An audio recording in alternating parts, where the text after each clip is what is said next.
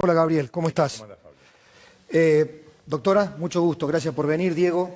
La noticia que acaba de conocerse es que Zaffaroni ya es juez de la Corte Interamericana de Derechos Humanos. ¿Cómo le cayó? Era lo esperable. En realidad se hizo en el máximo secretismo y se movieron muy bien todos los hilos como para que finalmente se hiciera un intercambio de figuritas. Y eso después lo puedo detallar. Por supuesto. A ver, préstame este libro. ¿De dónde apareció este libro? No se puede contar. Ah, no se puede contar. Pero la realidad es que no existen esos libros, los han sacado de las librerías, de las bibliotecas. Pasó lo mismo con algunos revistas y hojas de diarios, por ejemplo de Enrique Vázquez, que también colaboró en su momento con el golpe de Estado, y faltaban, los tuvimos que ir a buscar a Córdoba. En este caso habían sacado todos los libros, el único que había es este, ¿no? Vamos a hablar en profundidad de Dale. esto, Diego. Tus notas también fueron muy esclarecedoras, ya lo vamos a profundizar. Pero simplemente como anticipo, me llamó la atención el argumento de Zaffaroni. Yo creí que un juez de la Corte de Interamericana de Derechos Humanos, penalista de nota, que ha generado cantidad de seguidores en el mundo jurídico, tenía algo mejor para decir o más sustancioso que se trataba de una campaña de Clarín. Sí, dijo eso, pero no habló del libro. Claro. Después cuando habla del libro dice cosas muy banales. Como que todos ¿no? cambiamos en la vida. Sí, no, como que en aquel momento la homosexualidad era otra cosa. La realidad es que es mentira, porque ya en Europa, en Estados Unidos, en todos lados, había todo un movimiento internacional por la igualdad en ese sentido. Así que, y él sabía, porque él había viajado, había estado viajando. Es interesante que plantee esa contextualización. Él dice, no, en 1980 eran distintas las condiciones, pero no contextualiza todo lo demás, que había un golpe de Estado, había una dictadura, había desapariciones, entrega, y él en ese marco, en ese contexto, es que escribe este libro donde justifica el golpe de Estado y otras aberraciones. Y había a su vez rechazado más de 150 habeas corpus. Claro, por otro lado, cuando le preguntaron también hace unos días qué pasó, cuándo se enteró él dijo, bueno, que él se enteró viajando por Europa en el año 78. Ahora yo me pregunto, eso lo puede decir una persona, un ciudadano de a pie, pero no un juez que en ese momento precisamente rechazaba otorgar... Perdón, cualquier persona en habeas corpus. Europa sabía todo lo que se estaba luchando por los derechos de los homosexuales, las igualdades de todo tipo. Este es el anticipo. Ya vamos, Ok. pero veo que están con muchas cosas para decir. Yo los invitaría, no quieren venir a este programa, no sé por qué, ojalá lo podamos hacer algún día, a los integrantes de Carta Abierta. Sería meritorio, mucho más allá de trascender solo por los actos fallidos, por las frases descontextualizadas de Scioli, tiene que renunciar después para dejarlo a Máximo. Ya quedó todo atrás porque no va a ser Máximo, va a ser Zanini, pero a lo mejor sería bueno que le dediquen un párrafo a la reflexión medular, ¿no? a la espesura, en frase de Horacio González, a la espesura del interrogante que genera este pasado de Zaffaroni. Como el pasado de Milani, por lo mismo que está acusado el jefe del ejército, hay muchos militares que hace rato están en las cárceles. Por menos. Con fotocopias. En el caso de Milani reconoció como auténtico el escrito que en realidad lo condena. Hacemos pausa, estamos hablando de economía con Miguel Ángel Broda. Bueno, confieso que quedé estupefacto. Leía tu nota, Diego. Antes lo había escuchado ya a Gabriel hablando algunas cosas sobre Berbisky. Creo que lo de Berbisky estaba allí meneado, no se tenía el dato conciso de su participación concreta, o había sido escondido en algún momento. Él ha contestado a medias, pero lo de Zaffaroni me dejó helado. La verdad que Zaffaroni escribiendo ese libro creo que superó, porque hasta ahora las críticas eran un abolicionista o un garantista abolicionista, ¿no? La discusión desde lo jurídico. Ahora ya es desde lo jurídico y lo político, y me da la sensación... Lo ético también. Y lo ético, porque no está sentado aquí, no pudo venir hoy Rodolfo Terraño, que tiene un gran mérito junto con otros senadores, que en 2003 le refrescaron estos antecedentes. A ver, Diego, vayamos por parte. ¿Qué se conoce ¿qué dijo Zaffaroni en ese libro? ¿Cuándo lo escribió? Mira, lo escribió en 1980. Igual habría que aclarar una cuestión. Esto, porque se ha dicho también que esto demostraría que todos estábamos, en un sentido más general sobre la sociedad, a favor de la dictadura, porque hasta Zaffaroni. No, esto no es el caso, totalmente. Claro, eso sería exculpatorio. Eso sería esconder un elefante en una manada de elefantes. Por eso, no es el caso. Pero lo que sorprende justamente es que ocultaron este libro. Yo lo había buscado en la biblioteca del Congreso y del Nacional, no está en Mercado Libre. Si ustedes ponen el nombre Derecho Penal Militar, no hay ningún ejemplar, digamos, en circulación. Y al encontrar este libro y leerlo, uno se da cuenta de por qué lo ocultaron. Porque acá en este libro, Zaffaroni, en 1980, cuando estaban en funcionamiento campos de concentración, cuando había desaparecidos, cuando la banda de criminales que gobernaba el país entregaba el país, aniquilaba físicamente a una generación, él justificaba el golpe de Estado, le daba una argumentación intelectual, ¿no?, al golpe de Estado, y decía que si hay una situación de conmoción interior donde la autoridad no puede manejarla, es lícito que un grupo militar entonces tome el gobierno. ¿Qué es la excusa que planteaba el gobierno para sacar a Isabel Perón de la presidencia? Además, sin parámetros claros de qué significa eso, porque cualquier militar podía interpretar que lo que está pasando era suficiente como para poder tomar el poder, una cosa absurda.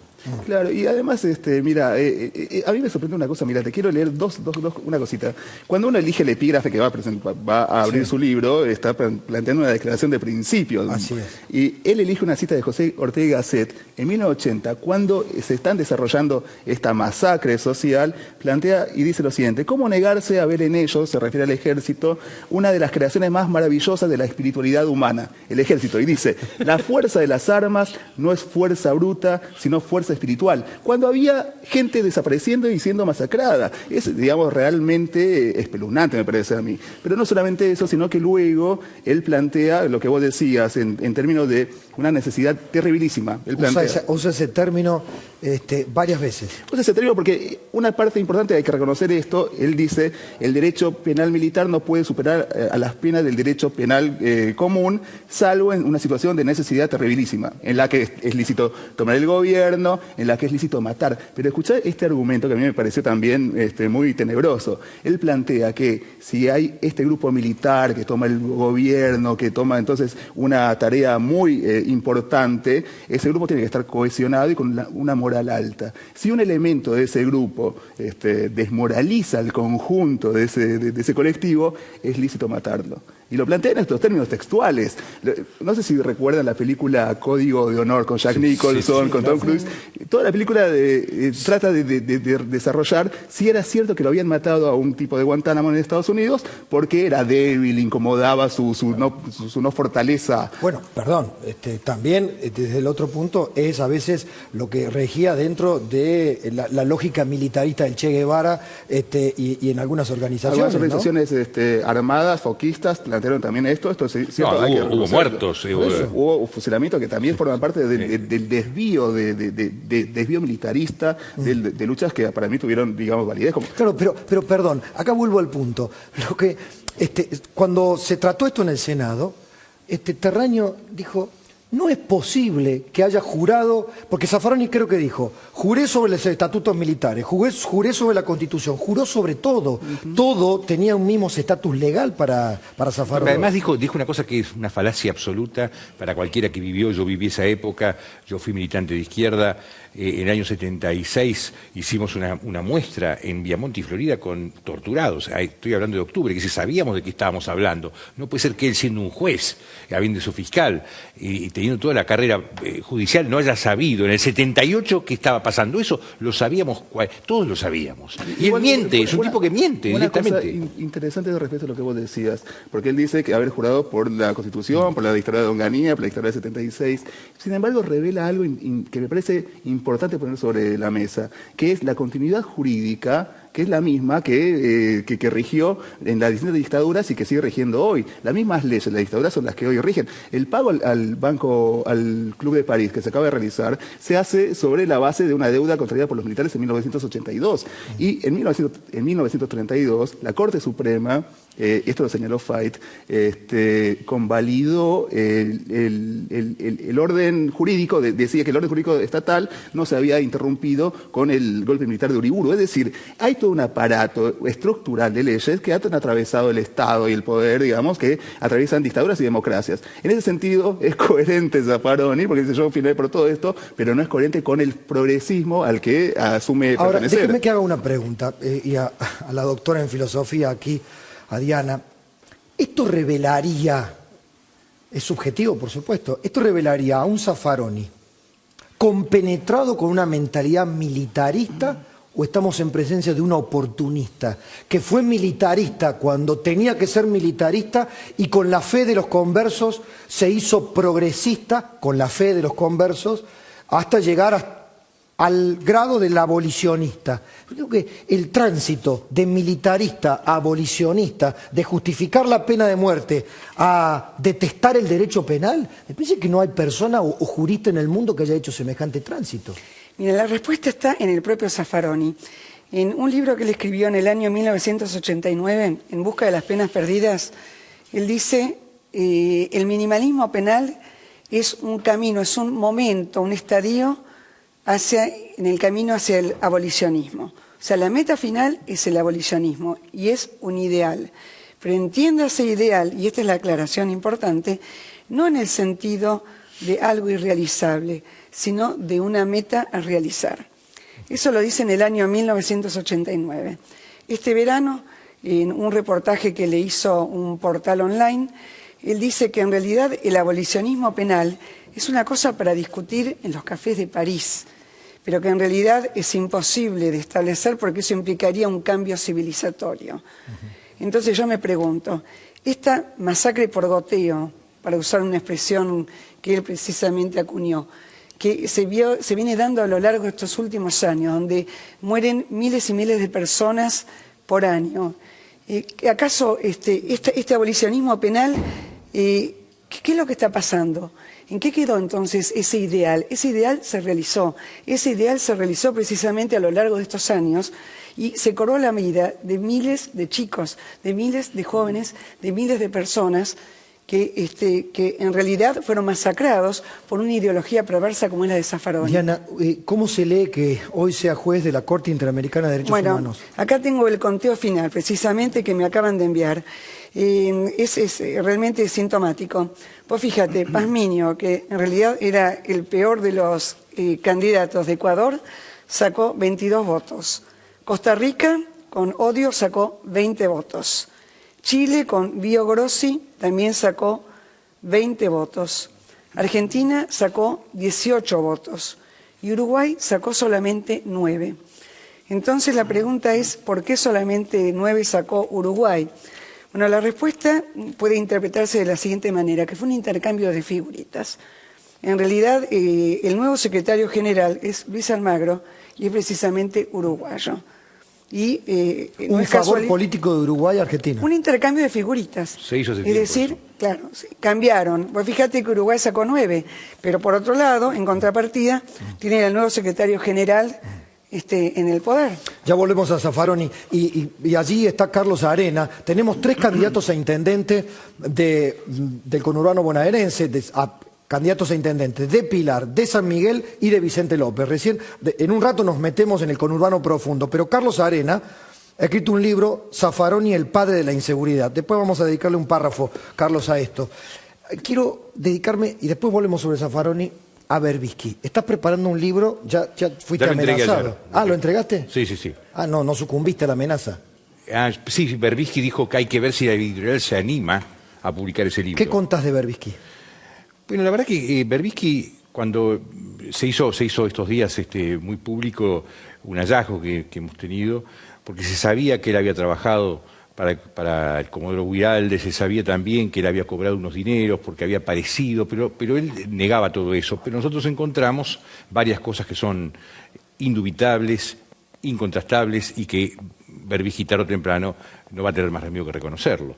Primero eran las memorias del Instituto Aeronáutico, que era subsidiado directamente por Aeronáutica, y además los fondos que se entregaban se sabían para qué eran y tenían que ser autorizados por el Comando en Jefe de Aeronáutica, y hay un itinerario concreto que está totalmente documentado, de 4 años, donde Berbisky recibe dinero a cambio de ir entregando paulatinamente trabajos que son controlados, revisados, con nombre y apellido de él, además. No es que se lo entregan a Guiraldes para que haga cualquier cosa, no, era para el señor Horacio Berbisky, tenía que firmar un contrato que está la fecha de la firma del contrato, y además esas memorias y balances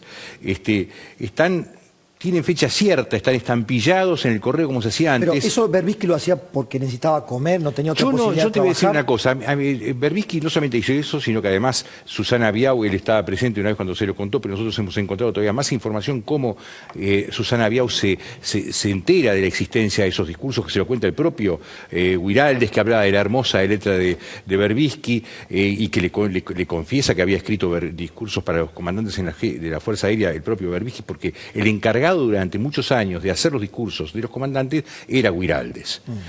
Que según Berbisky era un señor que bailaba el malambo y no tenía ninguna importancia. En realidad era un hombre.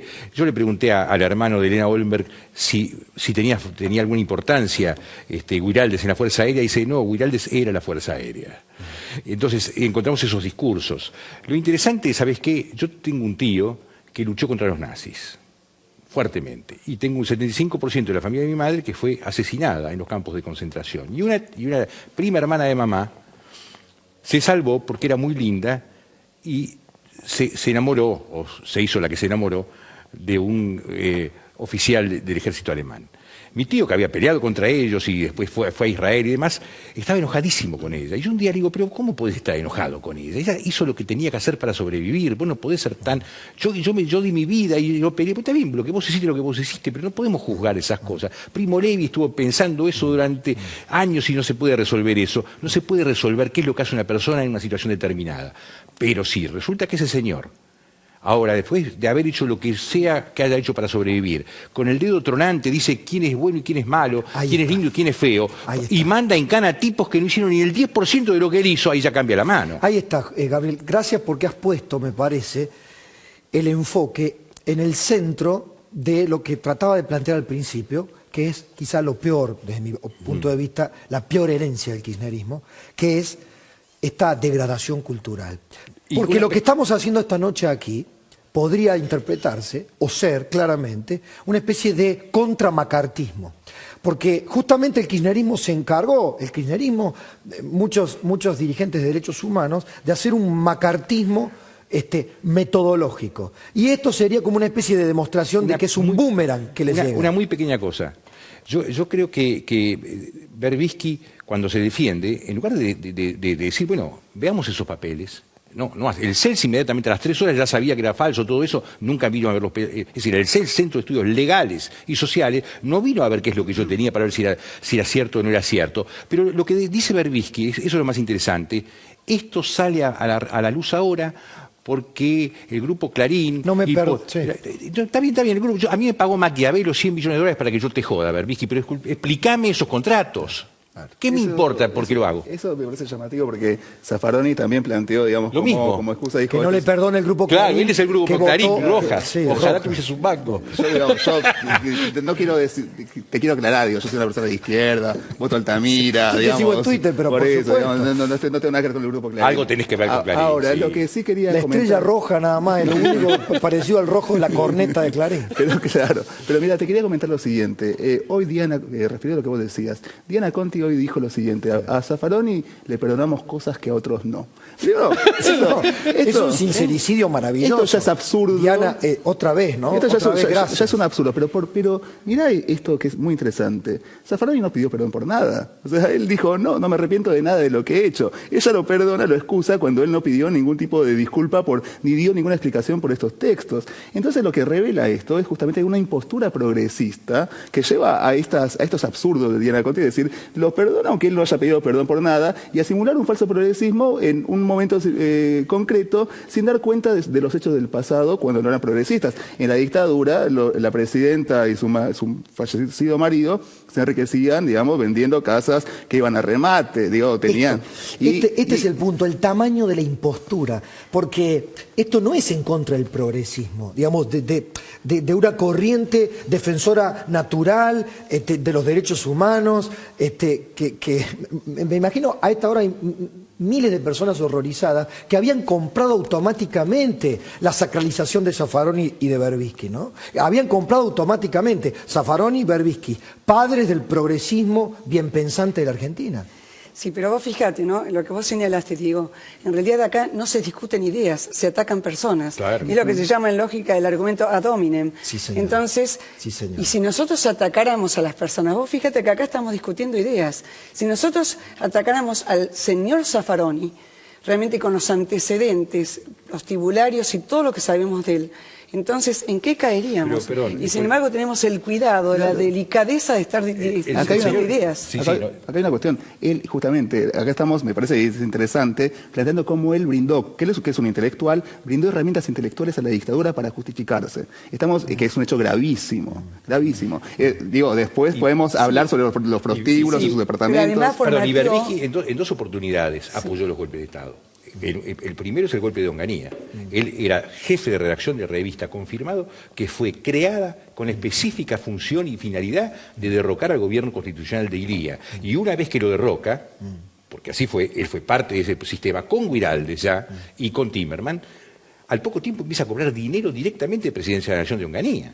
Y vuelve a hacer lo mismo en la segunda dictadura, que también con su política rupturista con Perón, de poner la bomba en la policía, también generó el clima necesario, como dicen ahora, el clima de época, el clima para un golpe de Estado. No es que yo lo justifique, pero de ahí surge. Y después vuelve a cobrar de la próxima dictadura. Es decir, que ya es casi una línea de conducta en Berbisky, que es golpear contra la democracia. Lo hizo contra Alfonsín. También golpeó, pero de una manera terrible, anunciando golpe de Estado, involucrado con el tema de la tablada. Después dice, yo lo sabía, pero no lo pude parar. Lo que sí no me cabe la menor duda es que ha sido absolutamente complementario y funcional a ese pasado que intentaron inventarse Néstor y Cristina. Absolutamente. Digo, porque estaba leyendo mensajes por Twitter. Digan si esto no se sabía. ¿Cómo es posible que esto no se supiera? Es interesante eso, porque se sabía esto, vos decías, no está el documento. Terraño lo había mencionado, pero no estaban los textuales, que son impresionantes, ¿no? Ver qué escribió, cómo escribió, y en 1980 me parece que muestra a las claras la gravedad del asunto. Pero no solo se trata de una impostura sobre el pasado, sino es una impostura en el presente. Milani, vos mencionaste a Milani. Milani está acusado de desaparecer gente, de participar en la desaparición del soldado del Ledo, en el secuestro de Schaller y del padre y el hijo en La Rioja, y es el jefe del ejército. ¿Cómo es posible esto? ¿Cómo es posible que en Pero Francia... llega ahí por Berbisky, además. Es Exacto. una operación que va haciendo Berbisky con Nilda Garret todavía hace 6 años atrás o 7 años atrás. El progresismo ha derrumbado sus ideales, su propuesta y su intelecto. Ha derrumbado todo eso en función del poder. Entonces me parece que este es el síntoma de época. En realidad, más que derrumbado, los ha vendido, ¿no? Ha vendido los ideales. Yo creo que a mí lo que más me preocupa es la degradación moral, la degradación ética. ¿Y qué es lo que le estamos dejando a las próximas cuando nos generaciones? encontramos ¿no? acá, Diana, mencionaste algo mientras estabas intentando, creo que, escribir algo. Cansancio moral. Sí. Hay una especie, como que todo esto no tiene impacto. Venimos, lo decimos, se dice aquí en este programa, ya se ha dicho en otros. Zaffaroni ya es juez de la Corte Interamericana de Derechos Humanos, fue juez de la Corte Suprema de Justicia. Como que el relato está impuesto, ¿no? Y en esta especie de populismo de opinión pública, conformismo, de continuismo que pueda darse incluso, con Zanini vicepresidente, de un Scioli presidente, ¿cómo encontrar las reacciones en la sociedad frente a estas imposturas o a este cansancio? ¿Cómo sobrellevar ese cansancio moral? Lamentablemente la sociedad civil está haciendo poco y nada. Vos fijate que Zaffaroni llegó a la Corte Interamericana en el más absoluto secretismo, no hubo voces, salvo realmente la voz de Usina de Justicia, quien viene denunciando esto realmente desde hace bastante tiempo. pero es como que la gente, es como que estamos absolutamente resignados a un futuro que estamos legando para nuestros hijos y que realmente se nos aparece muy negro. Yo no sería tan pesimista. Yo quiero mostrar lo siguiente.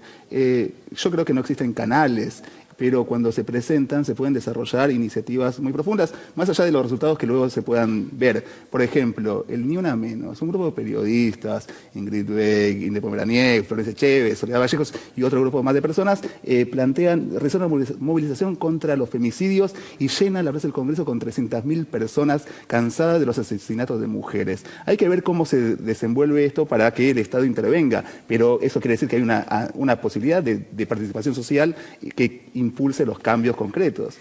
Inclusive, perdón, en el caso de Berbisky, por ejemplo, no sé qué va a pasar con lo de Zaffaroni todavía, pero salvo el CELS, que lo maneja él y se lo puso en el bolsillo, lo arruinó, lo cooptó y lo convirtió en una cosa totalmente distinta a lo que fue. Yo lo conocí a Conte, yo trabajé con Augusto Conte, con Mignoni lo conocí también, pero no hubo una sola entidad de derechos humanos que salió a defender a Berbisky. Algo cambió. Gracias a los tres. Gracias. Hacemos pausa.